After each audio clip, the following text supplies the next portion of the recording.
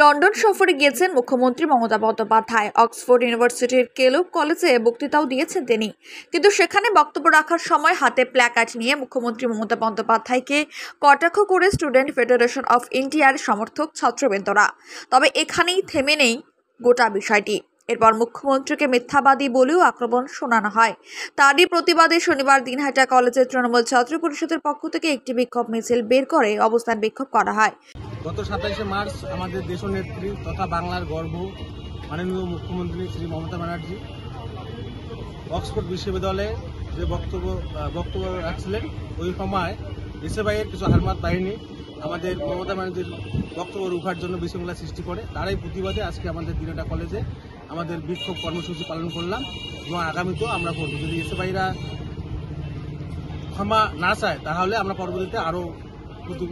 পরবর্তীতে আন্দোলন নামব।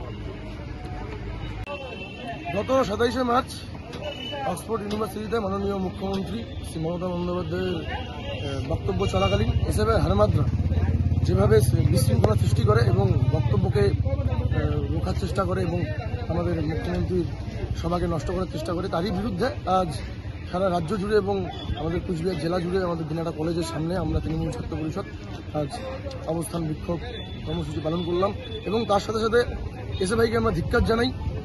এরকম ধরনের যদি আরও কোনো রকম বিশৃঙ্খলা সৃষ্টি করার চেষ্টা করে আগামীতে আমরা ছাত্র সমাজ দিনহাটা রাজপথে নেমে এর বিরুদ্ধে প্রতিবাদ আন্দোলন গড়ে তুলব। তৃণমূল ছাত্র পরিষদের পক্ষ থেকে জানানো হয়, লন্ডনে অক্সফোর্ড ইউনিভার্সিটির কেলুগ কলেজে মুখ্যমন্ত্রী মমতা বন্দ্যোপাধ্যায়ের বক্তব্য রাখার সময় এসএফআইয়ের হারমাত বাহিনী যে বিশৃঙ্খলার সৃষ্টি করে, যে অসভ্য আচরণ করে, তার প্রতিবাদে আজকে আমাদের এই অবস্থান বিক্ষোভ কর্মসূচি। আগামীতে তারা যদি আবার কোনো বিশৃঙ্খলা সৃষ্টি করার চেষ্টা করে তাহলে আমরা রাজপথে নেমে প্রতিবাদ চালিয়ে যাব। Bureau news 724x7 Dinhata.